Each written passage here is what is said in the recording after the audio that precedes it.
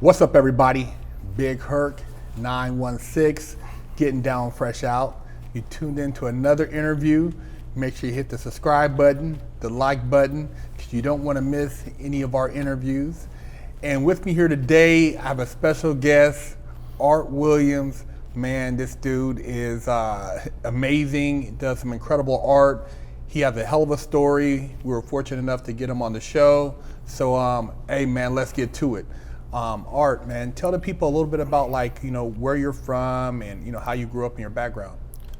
From Southside Chicago. Grew up in the projects, 31st and Halstead. But it started, for me, it was we lived in the suburbs of Chicago in Schaumburg, and my dad left us, abandoned us. Mom was single, she never graduated high school. She was just a mom with 3 kids. So when he left, it left us with nothing, and she didn't know how to take care of us. Plus she was mentally ill, bipolar, so literally like 6 months after he was gone, we ended up homeless. We went to the Sheridan Salvation Army in north side Chicago. We stayed there for like 90 days. It was right around the Bears Super Bowl, 85. And, but we were homeless, and it was a tough time. And they ended up putting us in the Obla homes on 31st and Halstead, mostly like Hispanic, Puerto Rican, and then like white trash, I guess that's what they would call it, I don't know. So, and it was just a mixture of races, but mostly Puerto Rican, Hispanic, Mexicans, and then on the other side was the Italians, and then on 37th was the Irish, and then on 22nd was the Chinese, the Asians, and then Pilsen had your Hispanics, and then where I lived was kind of like all of them together, but the poor, and just right away when we moved into the projects, just life, it was just gangs, drugs, crime. The first couple years I was there, it was mostly just gang fights like the old days with the chains and the bats. And then just one year, I was probably about 16, 17 when that happened, and just guns flooded the street. Like everyone had a gun, right? They were larcens. I'll never forget, LLARSONS. And it happened quick. It was just one summer.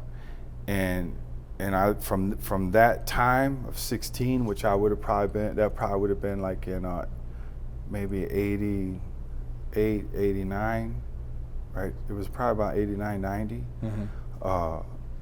From 89, 90 to like 93, I lost 6 friends that were killed. I was shot twice, once in the side. Anyway, it was just for 3 years straight, just you didn't know if you were gonna live through it. Gangs every day. We had the Kings on Morgan, Disciples in the projects. The school I went to was actually in the King's hood, so I had to walk to school, and I'd get jumped on all the time. I'd see the guys from the projects, they'd walk together, they didn't. So just like, okay, I gotta start walking with these guys. Have some backup with you. Yeah, some backup, because that's how it was, and that's really how I got into it. It wasn't, I thought it was cool. It's because I had to survive. I was getting my ass kicked every day. And then the gang life took over for about a good 3 years, and it was literally survival. Like, it was a jungle, in Chicago. It was just, you hear about it now, all the shooting, but shit, that been going on since I was little. So it ain't nothing new then? Not to me, like people say, oh, it's dangerous there. Yeah, it's been dangerous since I was little. It hasn't changed, I mean, I still, even what was crazy, even this whole gallery situation, my first gallery was in Chicago, in my neighborhood on Morgan, where I used to fight against these dudes. Oh, and wow. now they looked out for me. Go figure, huh? Right? Because I was this artist who was trying to change the neighborhood, and even the gang members were cool to me that I used to fight against. I see you doing something positive. Yeah. But you would never think, and when I first got that gallery, all the dudes in the neighborhood's like, you're crazy, Art, put your gallery on Morgan? You grew up in the projects, you used to fight with them. And at first it was, even my wife was nervous about it, But I had to believe there was already another gallery, the Zhao brothers was there. Bridgeport Art Center was around the corner. I just felt like this neighborhood could grow through art. And so what kind of person would I have been if I went downtown on Michigan Avenue with what everyone was telling me? Or I could stay in my neighborhood and try to help build it. And that's probably the first thing that I was able to help with my art, right? Was build this gallery. It was beautiful, Da Vinci's gallery. People loved coming there, right? It was like a little beacon of hope on the south side, you know. And then I did things with it, you know. I went to Miami. I went to New York. I went, you know. I was using the story and using what I knew to help that time, the gallery purpose, you know. So when you were young and you were all the gang stuff was going on, did you like draw then for fun? Like were you still like really kind of creative back then also, or did that come later? I mean, when we were homeless, I remember drawing a little bit. I used to like to draw dragons and shit, you know, but not too much, you know. I was always creative in the sense that like I used to like tear things apart, right? You know, I'd like to tear things apart and then put them back together my own way, right? I did that since I was a kid. But never too much drawn, you know. But I could always figure things out. Okay. Right. Always making swords. Always thought I was a ninja. Always thought this. You know, I used to do that like same all kinds thing. of weird shit. Yeah. You know? And back then you didn't have social media much, so you literally had to make things. You know, I mean, Yeah. I made my own go-kart, right? Yeah. I remember making my own go-kart. You know, and I remember one time we were 13. We broke into an old abandoned garage and we got like 4 things of golf clubs. And I ended up making something with all the golf clubs, right? You know what I'm saying? Like, you know, I was just crazy like that, you know, but never drawing, you know. Drawing seriously didn't come to me until I was in prison. Okay. So I've learned to flow with it, you know. That's been and to realize that nothing is the worst it could be. I think that's where people in business or even people getting out of prison or what might not be is that you think shit's really bad.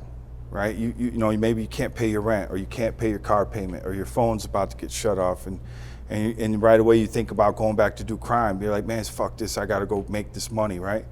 I've learned though that if you don't panic, and you just sit back, man, and you get up every day, and you at least try to strive to change the situation. It's whether getting a job, you know, doing side work, whatever it is, man, you know, because I've delivered liquor, I've painted houses. I was a janitor for 9 months, right? Here's a counterfeiter, made millions of dollars, but I wasn't shy about cleaning the toilet bowl. Fuck it, I'll clean the toilet bowl, you know? These are the things that you have to change, you know, people's minds when they get out of prison. They're thinking about being a stockbroker or selling real estate. It's always, you know, you've been in prison, you know, everyone's thinking about the fast scheme. Well, I'm gonna write a book, I'm gonna do a clothing line. How many of us seen clothing lines in prison, man, you know? And even me having a dream of being an artist, man, for the first 3 years, that seemed so unrealistic, right? But I kept a job and I kept painting. See, I think the main thing with a lot of that though is not competing against anybody but yourself. That's it. Don't look at somebody else's pocketbook. Don't count that guy's wallet. You know, he's got the Rolls Royce, he's got the Lambo. Don't obsess over that because it'll make you crazy thinking you want to be him, but you don't know who him is. So, you know, I always tell people, man, focus on yourself, man. Don't worry about what the next man's doing or the pictures he's taking and all the captions. It's all illusion, a lot of that stuff, man. You know, if you focus on who you are, things will come because you're putting it out into the universe, man. But you got to get away from, you know, envy, you know, jealousy, you know, worrying about the next person. All that stuff takes away from whatever opportunity they're trying to present themselves to you. Yeah, for sure, man, for sure. What was the initial incident that led to you actually, you know, going to jail or going to prison?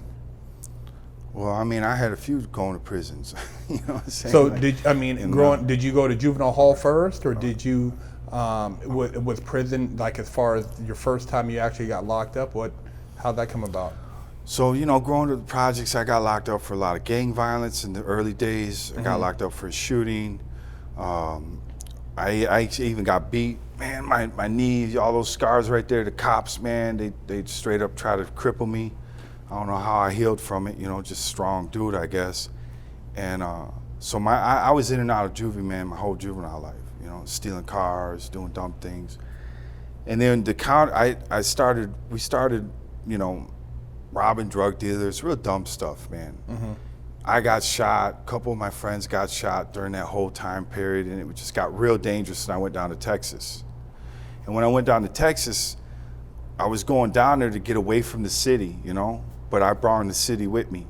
And I'm in a little town, Gainesville, Texas, you know, it was north of Dallas, like an hour and a half north of Dallas. And right away, I found all the criminals, you know what I'm saying, like in the town. And I don't know how the hell that happened, man, right? You know, I was about 20 at the time, 21. Anyway, we ended up doing a couple things, the same stuff I was doing in Chicago, I brought down there. To me, it was even easier. I'm like, whoa, because Chicago was dangerous and it was hard to pull some moves off. But down there, I was like, whoa, these cats are moving slow, you know? And so I went down there and just tagged them, you know? And so went down there with the same type of, you know, thinking. And I started getting recruits, man, you know? Because even in Chicago with the gang stuff, I always had like a high level in the gang, you know? I mean, even the way I got out of the gang, I got out because I stood up to one of the leaders. You know, they wanted to do some business at the church. I didn't want to do business at the church, and so they put an SOS out on me. You know, but some of my own boys couldn't see it happening because it was for the church. You know, religion really gets people weird. They still got me good, but that was the way I got out of it. Okay. Because I stood up for something. You know, so I always kind of had that little bit of a renegade in me. Even in the underworld, I would do things different than what most criminals would do. You know, I didn't do a lot of I wasn't a big partier. I wasn't a big womanizer. I like to make money.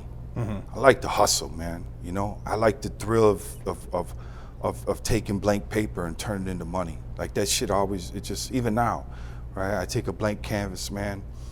I mean, that's how I've transformed it, right? I walk up to a blank canvas, it's blank, but I know when I'm done, it's gonna make me money. It's gonna turn money, right? So I'm creating the same thing, same illusion, right? Still printing money that turns into money. Now my mind is doing crypto, right? Now I'm doing my first crypto right now. And what's amazing about this is, so here at one point I used to print money, create it physically. Now I'm getting paid to create digital in my mind, and giving it to the AI system, and it sends back a rare and it's worth money. Right now, almost $1 million for me. That's what the piece is looking for, right? But I'm doing 180 assets. I'm doing something insane, right? So my NFT that's coming out is gonna be so bizarre. People are gonna be like, holy shit, this dude is insane. But what's blowing my mind away, not the money, I could give a shit less about the money. I printed $1 million, you know? But it's what's happening is how my mind is now going to become currency. Whatever my mind creates can be taken by AI, algorithm it, and creating 10,000 different images from it, and then a rare pops out from it, and that's worth money. It's mind, all from my initial idea. So I can turn my ideas, and we do that all the time, right? When we do, you know, you make this, you produce stuff, you want to turn it into a movie, it makes money, or you create a shirt, you sell it. But for me, I'm actually creating currency right now. Like literally, I'm creating currency, right? With no press, with no ink, with no paper, right? Just a visual idea that I give to the NFT company. They do their thing, throw it out there, and I get money. How'd you initially get into counterfeiting?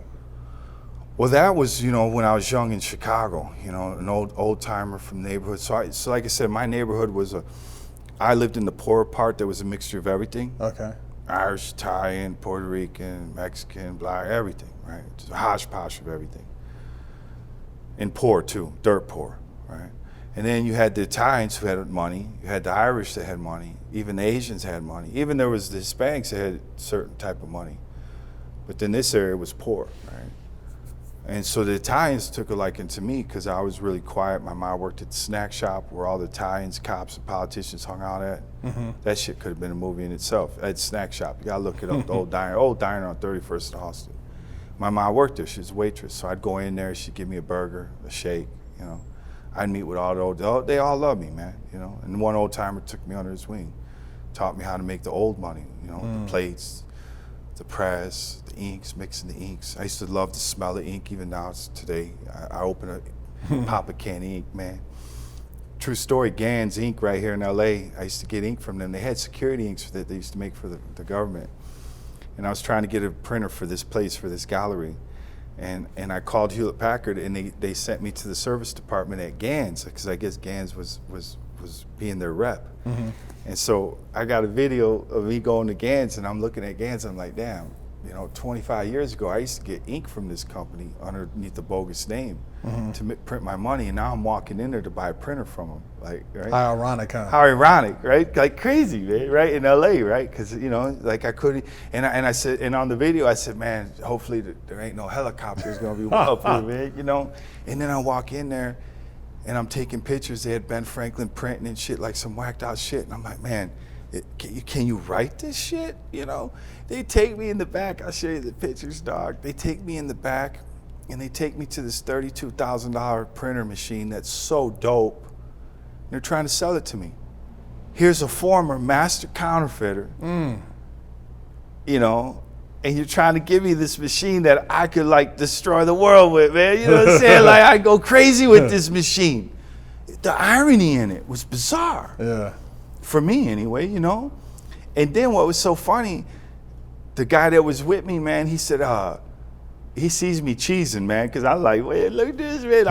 I'm like plotting like one of those cartoons, man. You know what I'm saying? I want to get it, right? But I'm thinking art, right? I can't wait to what I could do art-wise with it. And dude said, you know who he is? And he's like, well, of course we know who he is. We were excited to have him come by today. So the manager of the plant already knew who I was. I said, so you knew I was a counter? He's like, yeah, man, we knew all about you, man. That's why we were all excited to have you in here. They had your whole backstory? Everything, man, everything. He said, yeah, we're going to give you a tour of the plant. They gave me a tour, dog. They gave me a tour, man. It was crazy. Like, whoa, man. But that's the way life's been. Yeah. Live righteous. Yeah. Be patient, sit back. Well, you had a different agenda, though. See, your mind, Yeah. you came I wasn't here. hiding. Yeah, exactly. I wasn't sneaking. Yeah, Hey, yeah. there's helicopters now. Yeah. Some bitches all over the place. Helicopters, straight up. So OG kind of taught you the game, and then Taught me the game. And then he disappeared. I was only with him for about 9 months, 10 months. In my neighborhood, cats disappeared all the time, man. You know what I'm saying? No, really, seriously, man. They get trunked in my neighborhood. Yeah. I think the last mob hit was my dude's father who got killed. Damn. Ronnie Jarrett, you could look it up. Ronnie Jarrett Sr. Yep, they blasted him right in front of his house. So my neighborhood was really, but it wasn't like the movies, man. Like, I don't know if they've ever done a real gangster movie about Chicago, because the Chicago gangsters are never too flashy like New York. Yeah, Al Capone was the last really big, Yeah, but you had Giacana, man. You had Joey the Clown. They were running Vegas, right? Like, you seen little stuff they did, Casino, that was kind of about Chicago. But then you had like the boroughs, like Taylor Street, Ogden, then mine, Bridgeport, right? The 26th Street crew. You look up the Hook, La Petria, man. He used to chase the little kids in our neighborhood down the road. You know what I'm saying? Like, he was crazy, right? He used to put people on a hook and stuff. Really, really whacked out dude. But these are the old men I grew around, So, like, I got to spend time with Jerry Scalise, who stole the Marble Diamond, for a little while. And he was one of the most brilliant men I ever met. I mean, he was so sharp and so smart and so concise in his grammar. And us Southside Bridgeport guys, my wife likes to say we talk Bridgeport. We'll say a whole sentence, one word, right? 10 words in one word. Like, she says, all right, you're the only one that you'll say like 5 words to make it one. I'm not doing it now, but at least I don't think I am. But, Yeah. So we have a way of talking on the South Side, And man, yeah, just Jerry was a trip. He didn't have that. He had a real steadiness, and So I got to learn Mr. Underwood, right? He was an Irish cat from Evergreen, taught me some good things. So I always had a lot of older gangsters around me that taught me about standing up for things too, right? It's kind of weird, That's why I didn't tell on no one when I went down, I just took my hit and went, and I learned to use that character in a lot of things in this world. So something you mentioned to me, you were talking about, how did the transition occur, like from counterfeiting money, going to prison 3 times, doing 12 years all together, and then getting out 8 years ago. I was 40 years old, no education. The only things I had were prison certificates, man. I had a pile of them things, man. You know what I'm talking about, right? So you get a prison certificate for anything, man. I had like I had probably 100 of them, man, prison certificates, right? But the little seal Can't get on a it. job with some bitch, though, right? You know what I'm Yeah. saying? But that's what's my education, prison certificates. That was and then what I self-taught myself, what I read, what I wanted to be, right? I knew that prison wasn't offering me much, as far as what it could teach me. Yeah, maybe I could take the plumbing, you know, thing. I was never getting to a camp, so I wasn't going to get any one of those type of jobs, you know, because of my security. So the only thing I could see was studying, right? And then I fell in love with creating. Because not only did I paint, but I wrote a book, Kane's Dagger. I wrote screenplays. Now, did you do time in the state or the feds? Feds. Okay. Yeah. I did one state bid in Texas, Edinburgh, Texas. Okay. At the very tip of Texas. Shithole. It was terrible. Straight seen a dude get a broomstick jammed into his ribs, man. There was a terrible riot. I'd go into that. That shit was wild as hell, man. Bad experience, you know. Was there a moment in prison where you had like an epiphany, like you said, that kind of was like where you had you went on a different path, or you had something that kind of like, you know, the light went off in your head? Or so for me, I did 3 bits, right? The first 2 were small, 2 years. Then I did like 9 months. You know, I did like little stints in between, but there was 2 prison sentences that were short that I remember in general. And they were short. You know, the first one was like 2.5 years. That was the state one. And in that one, I read a lot of books on like religion. So I read all kinds of religious stuff. Try to see maybe that could save me, you know? And then I realized, man, damn near I literally read from Islam to Confucianism to Christianity to Wicca to Catholicism to Buddhism. I mean, I read every one of them, man. Every one that was out there. Even Atlantean theory, man, like really whacked out shit too. You know? Yeah. Like I went deep, and then I just realized, like, you know what, man, you know, I was gonna need another part to the puzzle. Like I got a lot of puzzle piece bills, you know, because my money took 13 steps, so it was a puzzle. Life is a puzzle, and so for me, going to prison was a puzzle, man. Right. So the first time was all religion, but that didn't do it. But it did give me a moral foundation. I did believe in something. I believed in a creator. That's what I believed in. Energy, light, right? Dark, whatever, balance, right? That's what I came to terms with. And then the second time, but it didn't change me. I still got out and did the same thing. And because the sentence was so short, I mean, people think 2.5 years is long, but when you're 21 years old, you're built great, you're strong, you ain't having no problems in prison. You're reading, you're actually kind of having a good time. You're laughing, you're joking. You know, you learn to adjust wherever you're at. And I learned to be happy there. I had a good time. I learned a lot of shit. So it went by quick. And now I'm out. I'm like, damn, that wasn't too bad, right? Then the second time it happened. And this time I started reading like philosophy and the art of war and the Roman Empire and the Alexander the Great and just all kinds of political shit. You know, 48 Laws of Power, like all those books you see in prison, man, Yeah. you know?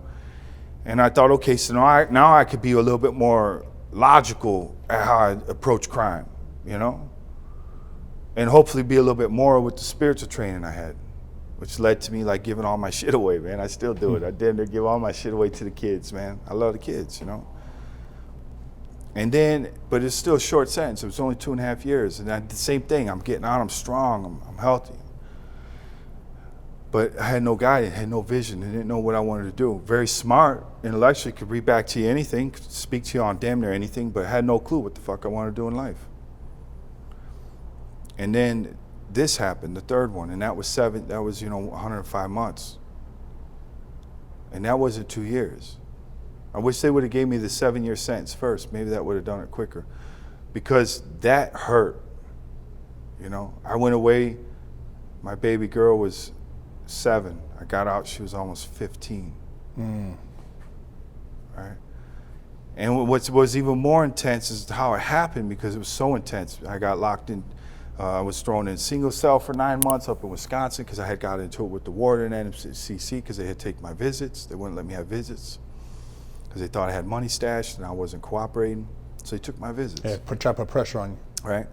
So then they shipped me up to Wisconsin, but the paperwork didn't follow. So Wisconsin, they let me have my visits, right? So they actually did me a favor, except when I'd have to go to court.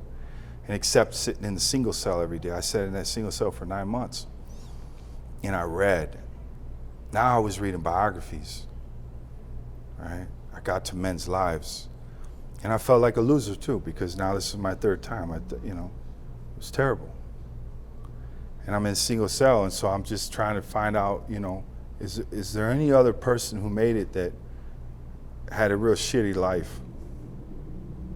And then I started reading these biographies. Started with the president's band, Abe, President 10,000 Failures, Then I'd read biographies on Bruce Lee, read one on even Arnold Schwarzenegger, his Pumping Iron and all that stuff, right? Read like probably, I don't know, man, I read a bunch of biographies, maybe 100, 120, just was breezing through them. And then I came across Agony and Ecstasy about Michelangelo, and it was the Renaissance. And I fell in love with the Renaissance. I fell in love with painting. I fell in love with everything. And then I got sentenced. And when I got sentenced, it was that book that actually got me through the sentence. Because I didn't even want to live anymore. I mean, I remember hitting my punching the brick. Blood was everywhere. I was 32. I did not want to live. Didn't want to live. I was tired of prison, tired of the way, it was done. And it was crazy because I actually fell asleep on the floor, crying. Blood was everywhere. I fell asleep. I had the most beautiful dream. Woke up, and I started writing, and that's where Cain's Dagger came from. It was a 700-page book I ended up writing. But then I started painting when I got to prison, but the thing that probably changed me the most out of that whole story was the day I got sentenced. As I'm reading this book, as I'm going through this thing, and the judge, he tells me, we're getting ready to get sentenced, and he asked to see the 100. So the prosecutor gave him the 100 and said, it's good, you would have fooled me, and he asked me, how long did it take you to get this good? And I told him 15 years. I still been working on it, And he said, what do you think you could have done in 15 years if you did the right thing? Because I promise you would have been the best at it too. Because it took you 15 years to get this good. He goes, I'm gonna have to give you some time to sit down. Because I hope you could think about what you can become good at and then do it, and you'll be the best at it. And then he sentenced me to a hefty sentence, And right at that time, I'm in this book of art, and had this crazy dream. And so that's where it began, I said, okay, no more. And then after reading all those biographies, I realized, man, all these men I read about went through shit. None of them had it easy. Yeah. Life ain't easy. No. See, that's what's happening in the world today, man. We're excusing things rather than just saying, man, I got obstacles. You have obstacles. Every human on this planet has obstacles. How are they going to attack them? Are they going to attack them with a viciousness, or are they going to attack them with a victimness, or what are they going to attack them with? I used to be the victim. Oh, I grew up poor. Oh, my mom was bipolar. Oh, we grew up in the projects. Oh, we did this. Oh, we did that. Oh, I didn't go to school. There was always an excuse for why I could go do what I did. To justify. Justification, man. When I said no, man, I'm responsible for how the hell my world is, man. And I can change it. It ain't gonna be easy. Ain't shit. No one gonna hand me shit, and no one has. That's the beautiful thing about this. I truly haven't stepped over this. I haven't stepped over the line to be here. Mm-hmm. And I earned everything I got. And I got here with good people, good community. There was a lot that went in it for me to be here. And it started with me taking responsibility and saying, okay, this is what I want to do. I'm going to go do it. That's why I get mad right now today when I'm seeing what's happening in the world, how everyone's hating each other for this, for whatever, Mm-hmm. Man, there's bigger shit going on, man, people, to be thinking about. I've seen it. I've been in prisons where a dude got a freaking broom jammed into his rib cage and died. Right? Seen some hellacious shit, man, in life. Big Spring, Texas, man. We had a SARS pandemic, man. 2009, they quarantined our prison. People were walking around spitting up blood. No one cared because there was no political in it, Yeah, exactly. But that happened. So.